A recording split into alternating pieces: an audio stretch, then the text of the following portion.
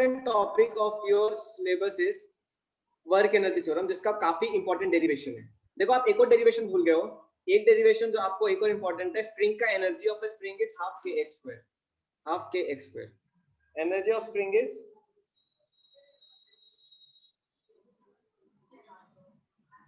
E equal to half k square work done by spring.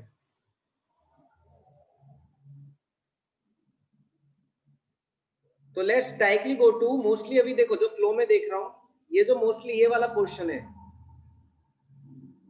ये इसमें आपको concern है, तो मैं ये एक बंच में ये टॉपिक में कवर कर देता हूं. ठीक है, okay. I will cover in a work energy theorem.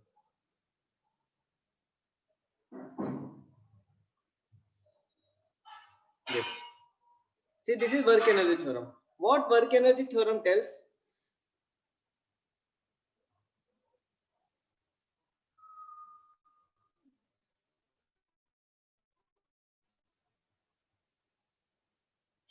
Okay. ठीक है, I'll give you homework.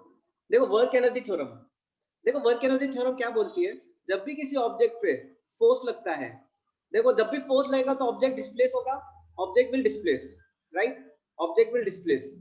So work done is what, F dot S, और we can say Fs cos theta. Fs cos theta. अब देखो initially उसकी velocity थी vu, तो उसकी kinetic energy suppose ले लो आप ki, which is equal to half mu square. जब ऑब्जेक्ट को डिस्टेंस मूव करेगा तो उसकी वेलोसिटी v हो जाएगी, काइनेटिक एनर्जी kf हो जाएगी. क्या हो जाएगा, half mv square. So what work energy theorem says that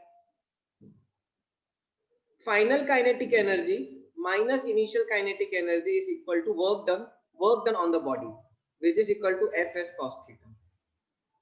वो स्टेटमेंट इज, इसका स्टेटमेंट क्या है, what is the statement? Statement tells change in kinetic energy, change in kinetic energy of an object is equal to work done by a force on an object. अब देखो ये कब formula लगता है, जब force is constant. When force is constant, force is constant. But when force is variable, when my force is variable, जब मेरा force constant नहीं है, फोर्स वेरिएबल है, मतलब क्या, वो हर बार बदल रहा है, it is changing all the time. Yes, I will do question also, मैं पूरा एक ग्रुप में लूंगा ये.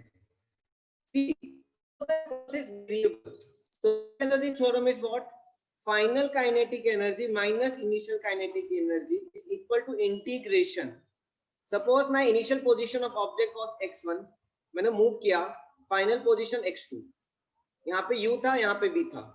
अब देखो initial kinetic energy, final kinetic energy I can find, but force is variable, मतलब fx रखूंगा, मैं लिखूंगा fx, मतलब फोर्स x के साथ चेंज हो रहा है. जैसे जैसे मैं x1 से x2 मूव कर रहा हूँ, मेरा फोर्स चेंज हो रहा है. इस केस में क्या लिखते हैं, fx डॉट dx, डॉट मतलब dot product from x1 to x2. अब देखो इसका डेरिवेशन इज वेरी इंपॉर्टेंट, इसका डेरिवेशन इज वेरी इंपॉर्टेंट. अब देखो डेरिवेशन की स्टार्टिंग कैसे होती है, we write change in kinetic energy. See change in kinetic energy, change in kinetic energy with respect to time.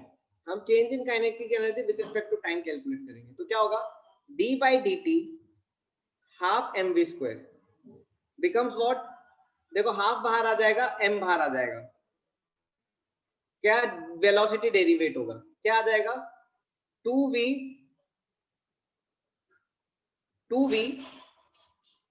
dv by dt. ये क्या हो गया, डेरिवेटिव हो गया. इसको मैं ऐसे लिख सकता हूँ, हाफ mv स्क्वायर मतलब dk by dt, dk by dt is equal to, अब देखो ये 2 और 2 कट जाएगा, क्या हो जाएगा, mv dv by dt, dt dt काट दो, ठीक है. अब देखो dk is equal to mv dv, now what I am doing, ये b को मैं dx by dt लिख दूंगा, b को क्या लिख दूंगा, dx by dt. I will send you notes. dk is equal to what, m, b क्या हो जाएगा, dx by dt into dv. अब देखो, अब ये dx dt को मैं राइट साइड ले जाता हूँ, क्या हो जाएगा, m dx dv by dt. dv by dt क्या हो जाएगा, एक्सेलरेशन, तो क्या हो जाएगा, m a dx, m a dx. Now if you solve it, m a क्या हो जाएगा, force, so dk is equal to f dot dx, f dot dx. अब आप इंटीग्रेट कर दो, ठीक है, you integrate it.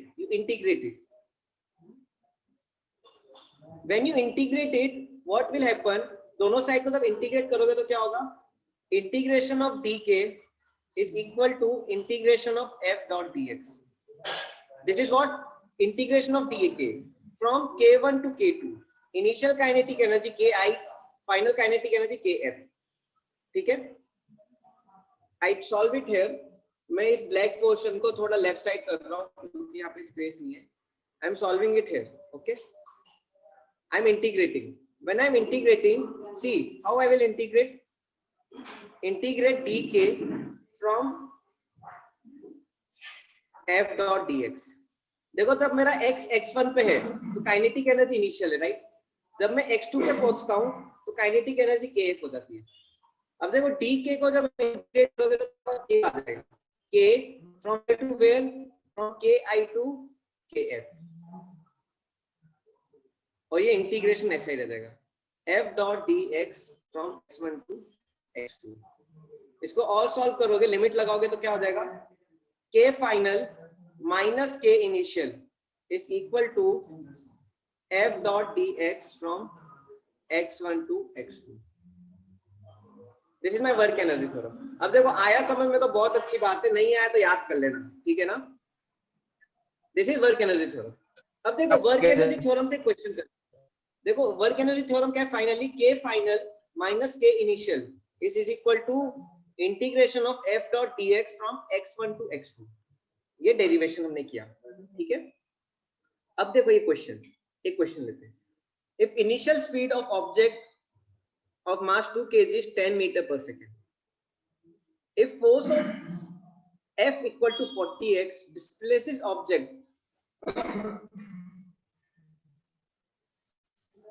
by the distance from x equal to 0 meter to x equal to 4 meter, then find the final kinetic energy of object.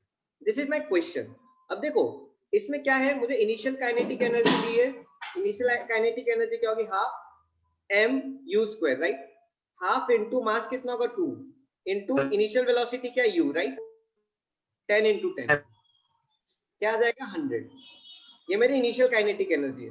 मेरे को final kinetic energy find करनी है. अब देखो वर्क एनर्जी थ्योरम क्या बोलता है, जब मैं फोर्स लगा रहा हूं और ऑब्जेक्ट को डिस्टेंस मूव कर रहा है फ्रॉम x1 टू x2, ये मेरा क्या है k फाइन इनिशियल, यहाँ पे पहुंच के क्या हो जाएगा k फाइनल. तो क्या है, k final minus k initial is equal to integration f dot dx from x1 to x2. What I will do, kf minus 100 is equal to integration of force क्या है मेरा 40x into dx from x1 क्या है मेरा initially from 0 to 4. Now I integrate. अब देखो आपको integration एक पता होगा, integration of x to the power n dx क्या होता है, x plus 1 upon n plus 1.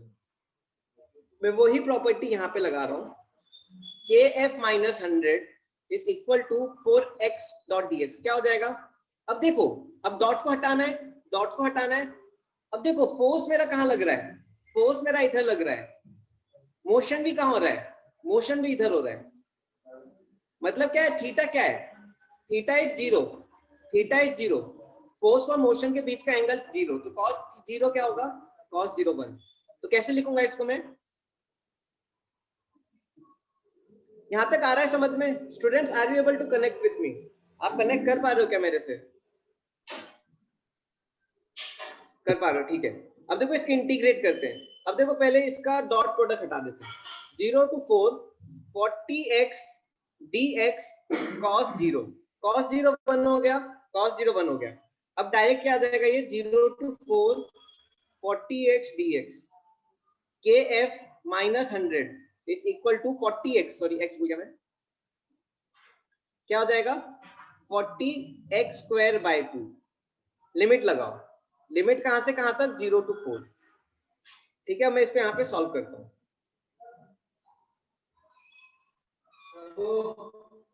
kf minus 100 is equal to 40 by 2। अब लिमिट लगाओ 4 स्क्वायर माइनस 0 स्क्वायर क्या आएगा 20, ये 16 into 20 320 राइट।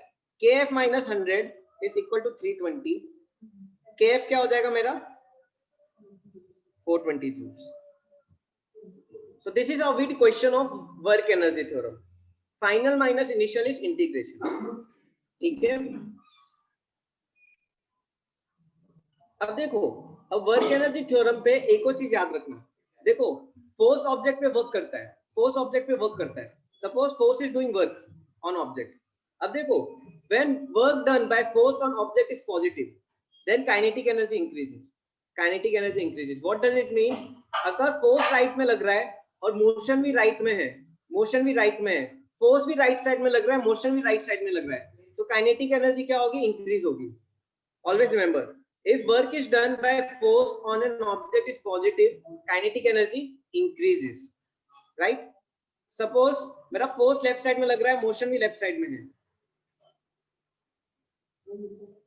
तो क्या होगा पॉजिटिव वर्क है, काइनेटिक एनर्जी इंक्रीज होगी। But suppose my force is acting right side, my motion is having left side, तो क्या होगा वर्क डन क्या होगा नेगेटिव होगा, काइनेटिक एनर्जी रिड्यूस होगी। इसका एग्जांपल, बेस्ट एग्जांपल है friction. Friction is the best example. देखो जब बॉल रोल करती है तो मोशन राइट साइड में, फ्रिक्शन लेफ्ट साइड में, बॉल की काइनेटिक एनर्जी कम होते जाती है और वो क्या हो जाती है स्टॉप हो जाती है। तो हमेशा अब ये चीज याद रखना है, ठीक है। जब ऑपोजिट डायरेक्शन में force and motion opposite direction में, तो काइनेटिक एनर्जी क्या होगी रिड्यूस होगी, काइनेटिक एनर्जी रिड्यूस होगी। जब दोनों सेम डायरेक्शन में force and motion, kinetic energy increase होगी। इसका एक और एग्जांपल देखो, जब मैं ऑब्जेक्ट को ऊपर फेंकता हूं, तो देखो मोशन ऊपर है, फोर्स mg नीचे लग रहा है, तो क्या होता है काइनेटिक एनर्जी रिड्यूस होती है और ऑब्जेक्ट की वेलोसिटी क्या हो जाती है 0 हो जाती है। बट अगर मेरा ऑब्जेक्ट ऊपर से नीचे फेंका मैंने, तो मोशन नीचे हो रहा है और फोर्स भी mg नीचे लग रहा है, तो क्या होगा काइनेटिक एनर्जी बढ़ती है। Always remember this, okay. ठीक है, एनर्जी में आप पढ़ना चाहते हो potential energy, types of potential energy. ठीक है स्टूडेंट्स, आप पुराना कॉन्सेप्ट समझ पाए? यस,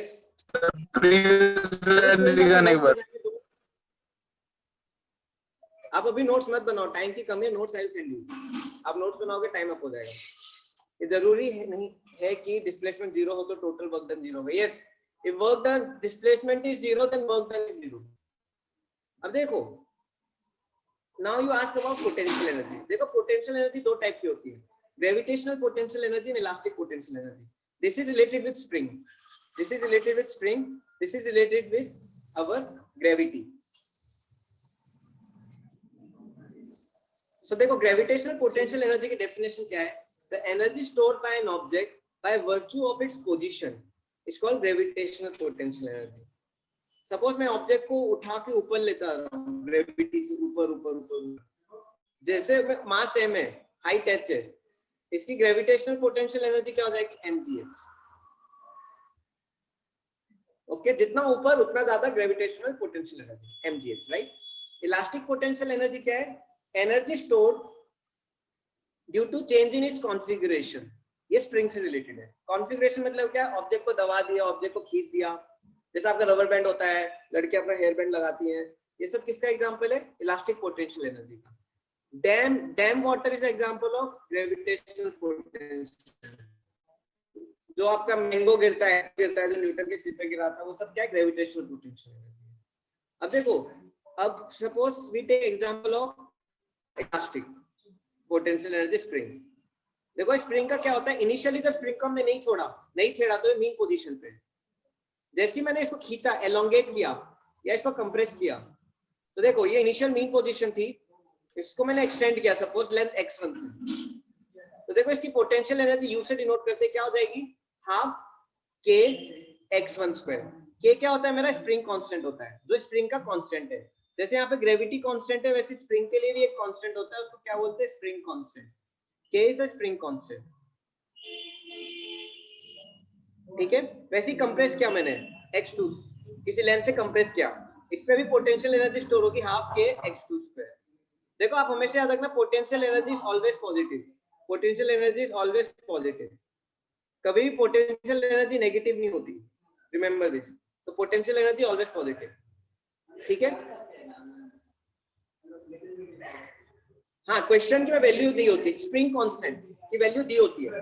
अब देखो एक स्प्रिंग है, उसको मैंने x1 खींचा, फिर उसको और खींचा मैंने x2 कर दिया, तो चेंज इन पोटेंशियल एनर्जी क्या होगा, चेंज इन पोटेंशियल एनर्जी क्या होगा, final minus initial, u final minus u initial, क्या हो जाएगा, सॉरी हाफ x2 मतलब ये kx1 half k x2 square minus x1 square. वैसे ऑब्जेक्ट में भी ये होता है, चेंज इन पोटेंशियल एनर्जी, एक ऑब्जेक्ट है, उसको मैंने h1 से h2 ले गया, तो क्या हो जाएगा, change in potential energy u final minus u initial is equal to half k, sorry mgh2 minus mgh1। आ रहा है आपको समझ में, are you all able to understand? चलो ठीक। अब देखो कंजर्वेशन ऑफ मैकेनिकल एनर्जी, देखो एक कॉन्सेप्ट आता है कि sir conservation of mechanical energy. देखो जब भी एक ऑब्जेक्ट रहता है उसमें दो चीजें हैं, kinetic energy and potential energy. Student wait a minute, बस एक मिनट।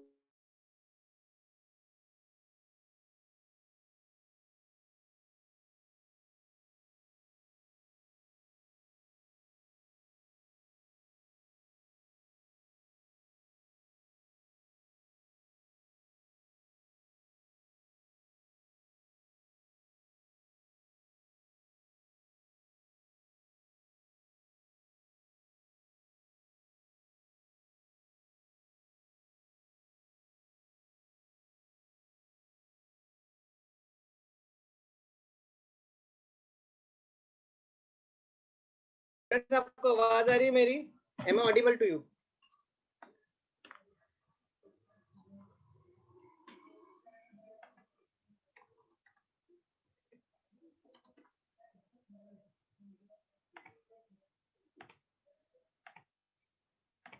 आ रही है, चलो ठीक है। चलो देखो conservation of total mechanical energy मतलब क्या, हर ऑब्जेक्ट में kinetic energy and potential energy होती है। देखो सपोज मेरा एक ऑब्जेक्ट टॉप मोस्ट पॉइंट पे, हाईएस्ट पॉइंट पे, तो इसकी वेलोसिटी क्या होगी, 0, ठीक है। हाइट क्या है, h, तो इसकी काइनेटिक एनर्जी क्या हो जाएगी, 0, पोटेंशियल एनर्जी क्या हो जाएगी, mgh। उसकी टोटल मैकेनिकल एनर्जी क्या होगी, टोटल मैकेनिकल एनर्जी हो जाएगी mgh। वैसे अब ऑब्जेक्ट नीचे गिर रहा है, सपोज इस एक पॉइंट पे, किसी भी पॉइंट पे वेलोसिटी v है, v1, और इसकी हाइट सपोज, अब हाइट क्या है उसकी, h2, तो इसकी काइनेटिक एनर्जी क्या हो जाएगी, हाफ mv1 स्क्वायर, और पोटेंशियल एनर्जी क्या हो जाएगी, mgh2, mgh1 ले लो।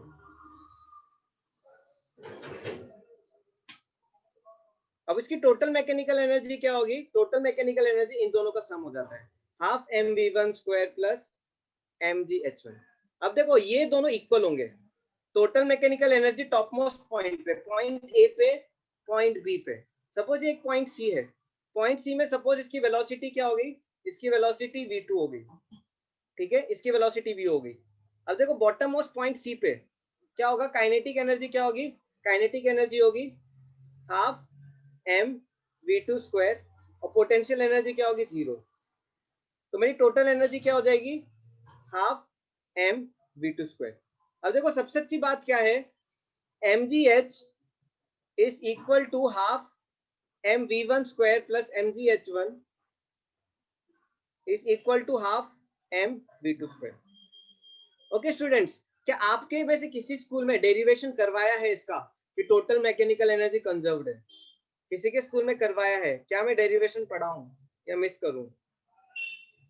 तो डेरिवेशन हमारे सर हमारे स्कूल में तो Derivation? डेरिवेशन के नाम के लिखाया है, सिर्फ लिखाया है ये। सर रहने दो डेरिवेशन। ये डेरिवेशन है कि नहीं है? डेरिवेशन सर डेरिवेशन करवाया है, वही टोटल मैकेनिकल एनर्जी कंजर्व्ड है, ये डेरिवेशन करवाया है। ठीक है, ज्यादा टाइम नहीं लगेगा। अब देखो बहुत इजी है। सी देखो इनिशियल, देखो ऑब्जेक्ट है मेरा हाइट h1 पे, हाइट h पे, सपोज हाइट h पे, पोजीशन a पे। अब देखो इसका वेलोसिटी a पॉइंट पे, a पॉइंट पे इसका वेलोसिटी क्या होगा? ये पोजीशन, ये वेलोसिटी, ये हाइट, वेलोसिटी मतलब काइनेटिक एनर्जी, ये हाइट, हाइट मतलब पोटेंशियल एनर्जी, और ये टोटल एनर्जी। अब देखो बहुत इजी है ये मैंने ऑलरेडी करवाया है। ठीक है, फिर से करते हैं एक बार। देखो इनिशियली इसकी हाइट a पॉइंट पे h1 है और वेलोसिटी 0 है। देखो वेलोसिटी 0 मतलब क्या हो जाएगा? Kinetic energy 0। हाइट h है, सपोज हाइट h है, तो क्या हो जाएगा? mgh पोटेंशियल एनर्जी हो गया, टोटल एनर्जी mgh हो गया। सम कर दो दोनों का सम कर दो।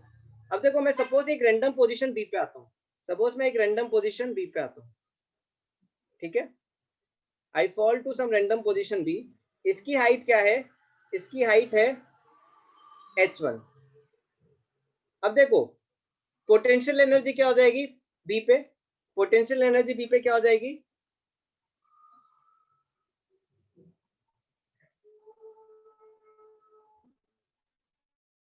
h1। अब देखो काइनेटिक एनर्जी कैसे निकालेंगे? देखो v square is equal to u square plus 2gs।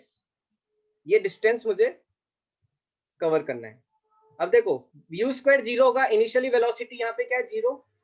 तो v square is equal to 0 plus 2g। s कितना होगा? What is s? s is h minus h1। तो मेरा v स्क्वायर क्या आ गया? v स्क्वायर हो गया 2g h माइनस h1। मेरा अब देखो काइनेटिक एनर्जी क्या होता है? Half mv square, point b पे क्या हो जाएगा? हाफ 2 इंटू जी into h minus h1।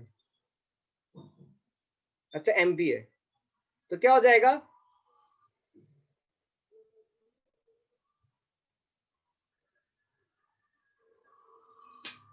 Half m 2g, 2 और 2 कट जाएगा, क्या आएगा फाइनली? मेरा काइनेटिक एनर्जी आएगा mgh माइनस h1। अब मैं इन दोनों को ऐड कर देता हूं, इसको ओपन करो, mgh माइनस mgh1 ऐड करो, क्या आएगा फाइनली? ऐड करोगे तो mgh आएगा कि नहीं? मतलब क्या? b पॉइंट में भी टोटल एनर्जी mgh है। सपोज अब मैं c पॉइंट पे आता हूं, let's come to c point. अब देखो मेरा ऑब्जेक्ट पूरा नीचे गिर रहा है, तो देखो जब मैं सी पॉइंट पे आ रहा हूं तो क्या होगा इसका वेलोसिटी? इसका वेलोसिटी होगा v square is equal to u square plus 2gs। s कितना होगा? s टोटल h होगा, s will be h, right? So v square is equal to u 0 है, तो क्या होगा? 0 प्लस 2g s क्या h है। काइनेटिक एनर्जी क्या हो जाएगा? Half m v square, v क्या है? v स्क्वायर 2gh, 2 कट जाएगा, काइनेटिक एनर्जी आ जाएगा mgh। अब देखो पोटेंशियल एनर्जी क्या होगा इस पॉइंट पे, सी पॉइंट पे? देखो पोटेंशियल एनर्जी 0 होगा, क्यों? क्योंकि हाइट 0 है, टोटल एनर्जी अभी भी mgh। मतलब मैं किसी भी पॉइंट पे रहूं, ए पे, बी पे, सी पे, कोई भी पॉइंट, इधर हर पॉइंट में टोटल एनर्जी क्या होगी? हर पॉइंट में टोटल एनर्जी सेम रहेगी। आया समझ में? आया समझ में? So remember this, for a free falling body total mechanical energy is conserved, ठीक है, क्वेश्चन कर लेते हैं, इसके बाद conservative and non conservative force का।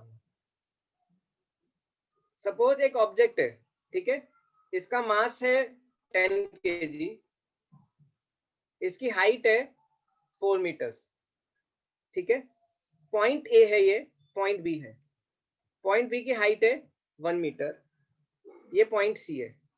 अब देखो, find total mechanical energy at A, find kinetic energy at B, find kinetic energy at C. ठीक है, इस क्वेश्चन में मैं मोस्टली सब कवर कर दूंगा। देखो, पहली चीज तो हमेशा याद रखना, सपोज ये पॉइंट एक्स है, एक्स ए बी सी, हर पॉइंट में टोटल मैकेनिकल एनर्जी सेम रहेगी। देखो, पॉइंट एक्स पे टोटल मैकेनिकल एनर्जी क्या रहेगी? Total mechanical energy at point X will be what? mgh, क्योंकि टॉप मोस्ट पॉइंट पे सिर्फ mgh रहता है, टॉप मोस्ट पॉइंट पे सिर्फ पोटेंशियल एनर्जी रहता है। क्या हो जाएगा? 10 into g, 10 into height 4, क्या आ गया? 400 joule. Total mechanical energy at A भी क्या होगा? 400 होगा। टोटल मैकेनिकल एनर्जी बी भी क्या होगा? 400 होगा। टोटल मैकेनिकल एनर्जी एट सी भी क्या होगा? 400 होगा। मतलब आंसर आ गया क्या? 400 जूल्स। अब देखो, जो total mechanical energy at b point है वो क्या होगा? काइनेटिक प्लस पोटेंशियल, मतलब क्या? Kinetic at b plus potential at B, kinetic at b plus potential at b. Potential at B क्या होगा? mgh, m क्या है? 10 क्या है? 1 रहेगा। तो क्या हो जाएगा? देखो, 400 is equal to kb plus, तो kb क्या हो जाएगा? 300 हो जाएगा। मतलब मेरा काइनेटिक एनर्जी एट बी 300 आ गया। अब देखो, kinetic energy at c, kinetic energy at c plus potential energy at c. If you see now, c point पे पोटेंशियल एनर्जी कितना है? 0। क्यों? क्योंकि ग्राउंड को टच कर रहा है, ग्राउंड को टच कर रहा है। सो देखो, kinetic energy at see what? Only 400, directly 400। So remember one thing, that potential energy at topmost point,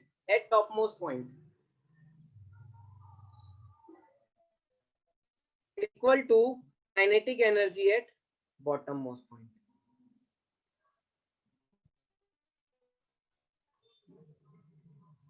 ठीक है, अब देखो, conservative and non conservative forces. मेरी वॉइस क्रैक हो रही है students? Are you able to hear me? Is my voice audible properly? Sir previous slide दिखाना। Crack हो रही है sir? Yes sir, previous slide में आखिरी समझ नहीं आया, potential energy at top most point, वो वाला।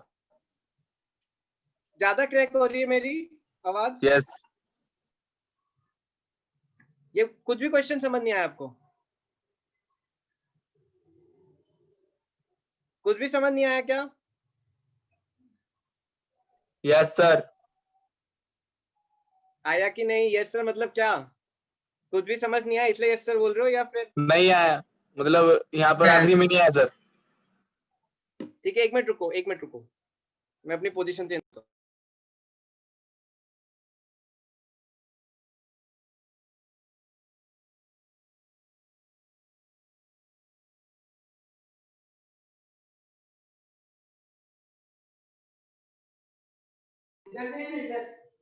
अब आ रही है आवाज आपको? बताओ, कहाँ कहाँ डाउट होगा, कहाँ डाउट है? देखो, टॉप मोस्ट पॉइंट पे काइनेटिक एनर्जी 0 होता है। देखो, टॉप मोस्ट पॉइंट पे काइनेटिक एनर्जी 0 होता है। Kinetic energy eight x will B 0। क्यों? क्योंकि वेलोसिटी नहीं रहती हाईएस्ट पॉइंट पे। ठीक है, बॉटम मोस्ट पॉइंट पे पोटेंशियल एनर्जी 0 होता है। तो मैंने क्या बोला? Kinetic and potential energy at top most point converts into kinetic energy at bottom most point. Clear है?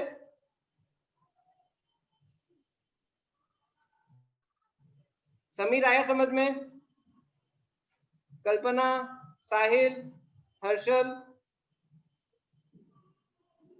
आया? राइट, चलो ठीक है। ये conservative and non conservative forces. देखो, कंजर्वेटिव फोर्सेस होते कौन कौन से? देखो, आपका gravity, force due to gravity, और भी कैसे? Gravitational force.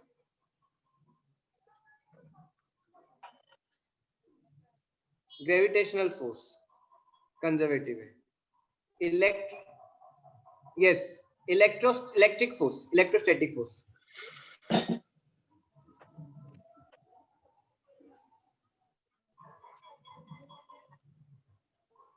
मैग्नेटिक फोर्स, ये तीन फोर्स क्या होते हैं मेरे? कंजर्वेटिव। और भी बहुत रहते हैं। नॉन कंजर्वेटिव होते हैं friction and viscosity.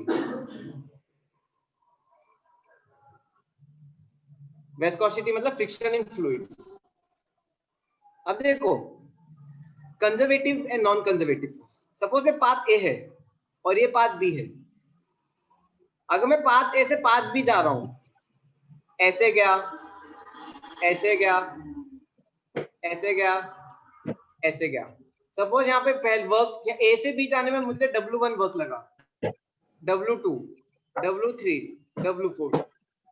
If forces are conservative, please mute. See, forces are conservative. अगर फोर्सेस कंजर्वेटिव है तो क्या होगा? सब पाथ का वर्क इक्वल होगा। मतलब कंजर्वेटिव फोर्स में क्या होता है? My work done depends on initial and final position.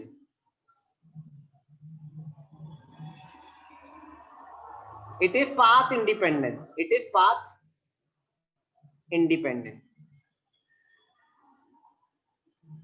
This is first point. अब देखो अगर मैं नॉन कंजर्वेटिव फोर्स है,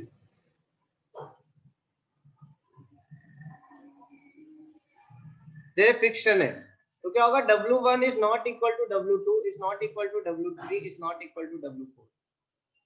मतलब क्या है? My work are path dependent. Work done is path dependent. आया समझ में? कितनों को आया समझ में? आया? So this is all about conservative and non-conservative. Yes, देखो conservative force मतलब क्या? अब देखो मैं A से B गया तो मैंने 4 वर्क किए, लेकिन कंजर्वेटिव में क्या होगा? सारे वर्क इक्वल होते हैं, सारे वर्क इक्वल होते हैं। It just depends on initial and final position. लेकिन नॉन कंजर्वेटिव में क्या होता है? सारे वर्क्स इक्वल नहीं होते, they are dependent on path या डिपेंडेंट पाथ। ठीक है, चलो ठीक है। अब देखो आपको एक इंपॉर्टेंट पॉइंट बता दूं कुछ क्वेश्चन करने से पहले कंजर्वेटिव एंड नॉन कंजर्वेटिव। देखो आप हमेशा याद रखना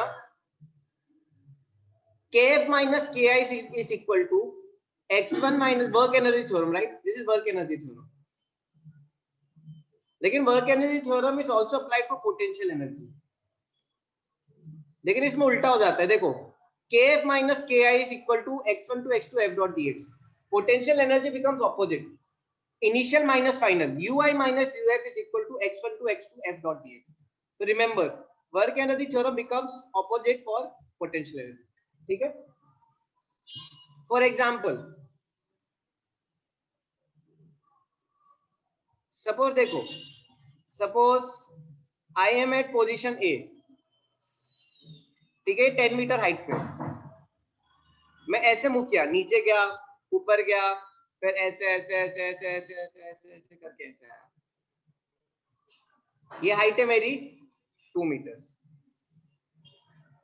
ठीक है, अब क्वेश्चन है what? Find the work done by force, work done by gravity, work done by gravity.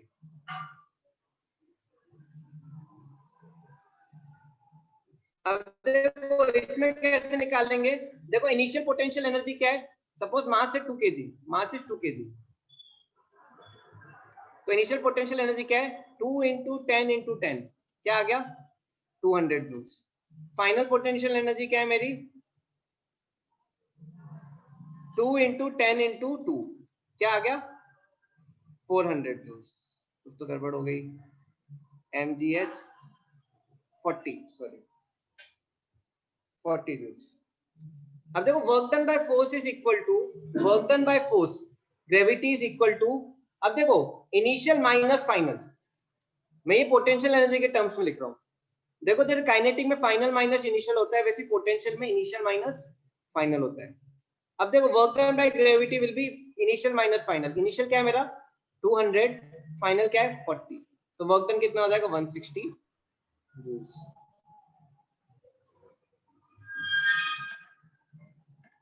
समझ में आया? राइट, सब याद रखना, work done by gravity is initial minus final. तो ये पाथ इंडिपेंडेंट है। सी ग्रेविटी इज पाथ इंडिपेंडेंट, बस ये इनिशियल और फाइनल पोजीशन पे डिपेंड करती है, इनिशियल फाइनल। देखो एक और क्वेश्चन आता है, देखो सपोज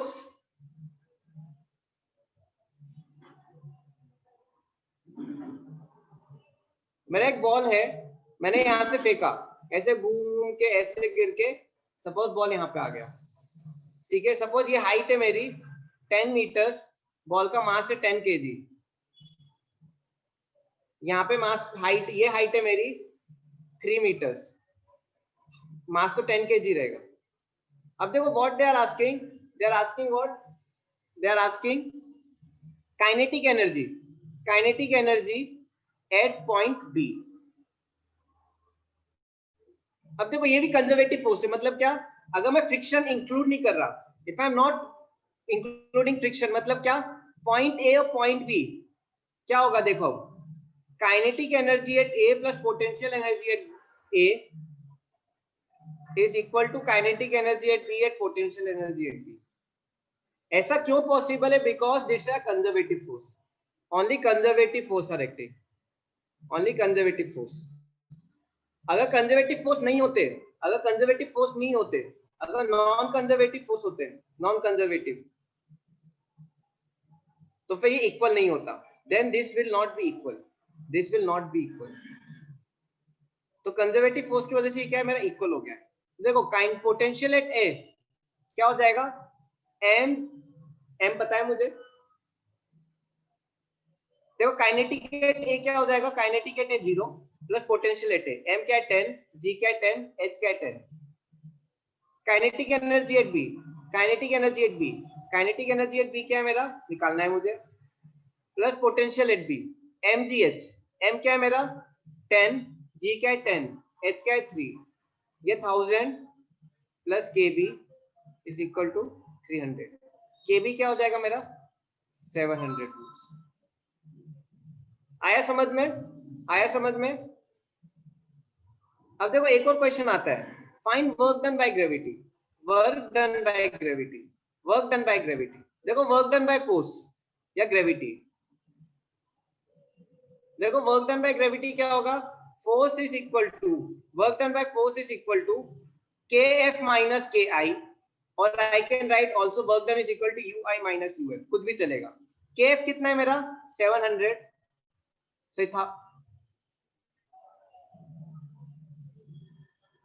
700, के आई कितना है 0, आंसर क्या आ गया 700। या फिर U I minus U F, U I कितना है 1000, यू एफ कितना है 300, आंसर क्या है 700।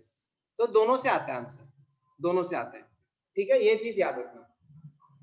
ओके, किसी ने वर्टिकल सर्कुलर मोशन में पूछा था, क्या ये डेरिवेशन है आपको, do you have this derivation in your syllabus, vertical circular motion? No. कितनों को है? Type yes if it's there please, and if it's not there please type 0। अब 1 लिखते हो तो मुझे समझ नहीं आता पुराने बने या नहीं बने। ऑब्जेक्ट सर्कुलर पाथ में घूम रहा है, find velocity at top most,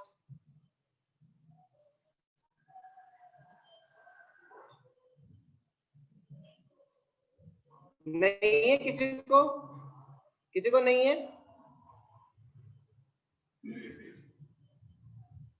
तो मैं ये नहीं पढ़ा रहा, ठीक है, चलो ठीक है। सर सम है इसके, इसके सम है vertical circular Yes, sir. Motion के। Yes sir. देखो हमेशा Derivation. याद रखना, जब वर्टिकल सर्कुलर मोशन होता है, टॉप मोस्ट पॉइंट पे वेलोसिटी होती है रूट जी आर। आर क्या है, आर रेडियस है स्ट्रिंग का, मिडल पॉइंट पे, ये पॉइंट ए है, पॉइंट बी पे वेलोसिटी होती है root 3 G R, C point पे वेलोसिटी होती है root 5 ji are, remember.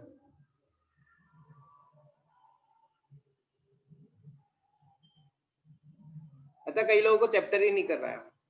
Sir can you कोई रिपीट क्या प्रॉब्लम कहा? नहीं है। देखो जब सर्कुलर मोशन करना होता है मुझे, वर्टिकल सर्कुलर मोशन, तो always remember top most point में minimum velocity required to keep vertical circular motion continue.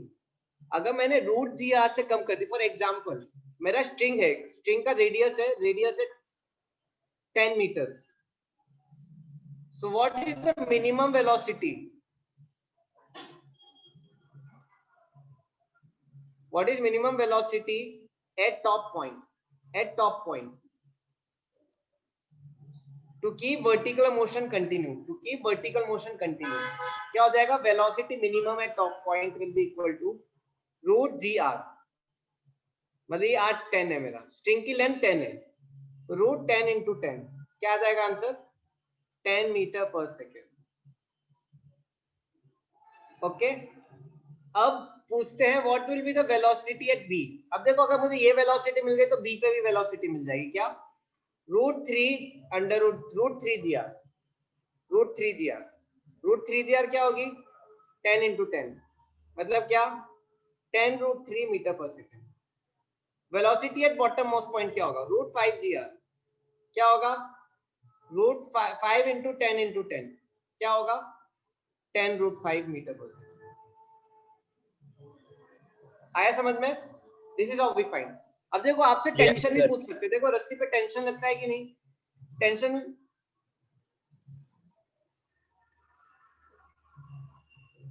ये this is non uniform circular motion, this is non uniform circular motion, क्योंकि velocity speed हर point पे change हो रही है। आपसे tension नहीं पूछते शिवम, और ओनली वेलोसिटी। सर टेंशन का भी पता नहीं है, पर अभी इतने ही पूछा था, वेलोसिटी पूछा था, अभी टेंशन का नहीं वेलोसिटी देखो, वेलोसिटी पूछते हैं। अगर आपसे टेंशन ही पूछे, tension at A equal to 0, tension at B is equal to, चलो ये नहीं पूछेंगे, थोड़ा टेंशन आ जाएगा, लेकिन याद रखो टॉप मोस्ट पॉइंट पे टेंशन 0 होता है, टॉप मोस्ट पॉइंट पे टेंशन 0 होता है, रिमेंबर दिस। ठीक है, वैसे मैंने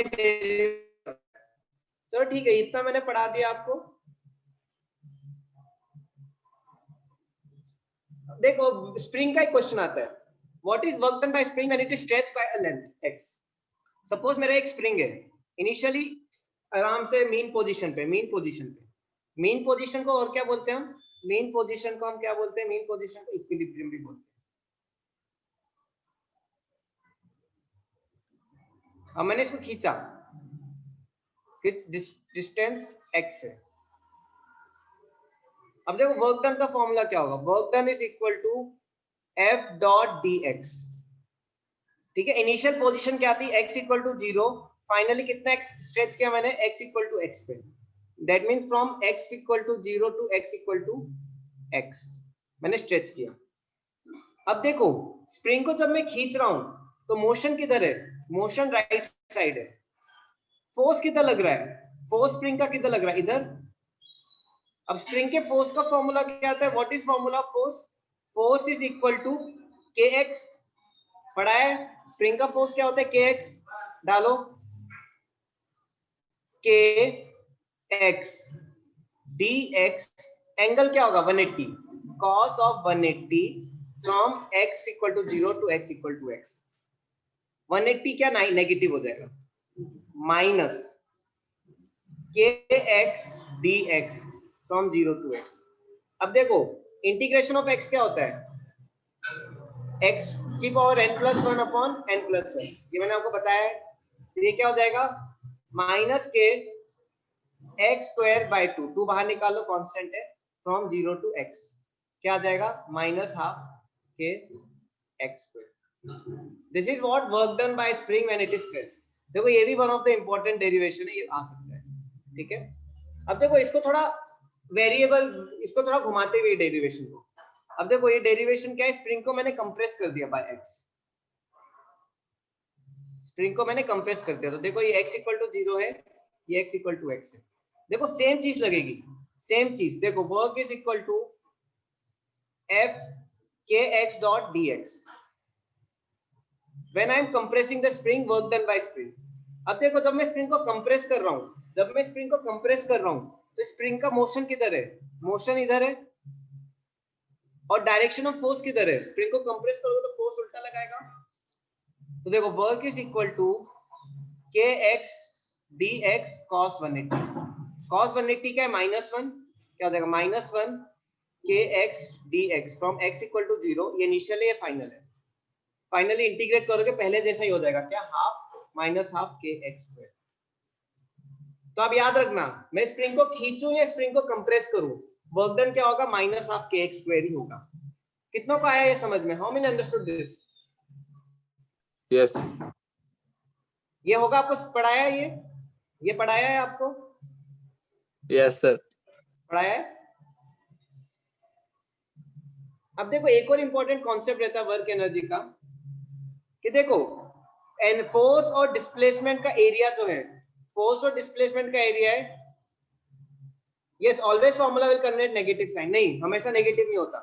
देखो तब मैं स्प्रिंग को रिलीज करता हूं, when I release the spring, suppose मेरी एक स्ट्रेच स्प्रिंग है, मेरी स्प्रिंग स्ट्रेच्ड है, ठीक है, उसको मैंने रिलीज किया, तो क्या होगा? x equal to 0 to x equal to x, length x थी। अब स्प्रिंग क्या हुआ? खींचो स्प्रिंग को मैंने छोड़ा। अब देखो इसमें फोर्स कहाँ होगा? इसमें फोर्स इधर लगेगा, मोशन भी इधर लगेगा। तो देखो ऑलवेज रिमेंबर, जब मैं कंप्रेस स्प्रिंग या स्ट्रेच स्प्रिंग इन दोनों को छोड़ता हूं, मैं कंप्रेस स्प्रिंग या स्ट्रेच स्प्रिंग, सपोज ये मेरी कंप्रेस स्प्रिंग है, कितनी कंप्रेस है? x की लेंथ से कंप्रेस है। इसको मैंने छोड़ा तो क्या होगी? नॉर्मल कंडीशन पे आएगी, from x equal to 0 to x equal to x। अब देखो इसमें भी फोर्स राइट साइड में लग रहा है, मोशन राइट साइड में, तो इसमें भी क्या होगा? कॉस एंगल 0 होगा, इसमें भी एंगल 0। मतलब क्या बोलना चाहता हूं, जब स्प्रिंग को खींचता हूं या स्प्रिंग को कंप्रेस करता हूं, व्हेन आई स्ट्रेच स्प्रिंग और कंप्रेस स्प्रिंग, जब नेगेटिव साइन आता है। लेकिन अगर मैंने स्प्रिंग को स्ट्रेच स्प्रिंग या कंप्रेस स्प्रिंग को छोड़ा तो नेगेटिव साइन नहीं आता है। That time negative sign don't come. इस केस में देखो क्या होगा, दोनों का एक ही साथ कर दे रहा हूं। देखो kx dx cos 0, क्यों? क्योंकि मोशन ऑफ फोर्स एक साइड है, from x equal to 0, initial position में x इक्वल टू 0, फाइनल में x equal to x। cos 0 क्या होगा? cos 0 1 होगा, kx square by 2 from x equal to 0 to x, तो क्या होगा? kx स्क्वायर बाय 2 हो जाएगा। तो नेगेटिव साइन कब आता है? नेगेटिव साइन तब आता है जब मैं स्प्रिंग को खींच रहा हूं, व्हेन आई एम पुलिंग और when I am compressing, when I M stretching and when I am compressing, जब नेगेटिव साइन आएगा। लेकिन व्हेन आई एम रिलीजिंग, जब पॉजिटिव साइन आएगा। आया समझ में? अब देखो आपसे जब डेरिवेशन में नेगेटिव साइन पूछ रहे, इसका मतलब क्या है? ये दो कंडीशन है, स्ट्रेच करना या कंप्रेस करना। पॉजिटिव साइन है मतलब क्या? रिलीज करना। कितनों को समझ में आया ये? How many understood this? I'll just take 2 more Yes. minutes then I will end. आया? चलो ठीक है। अब देखो एरिया, जो फोर्स डिस्प्लेसमेंट ग्राफ का एरिया होता है, that is work done, that is work done, that is work done, that is work done.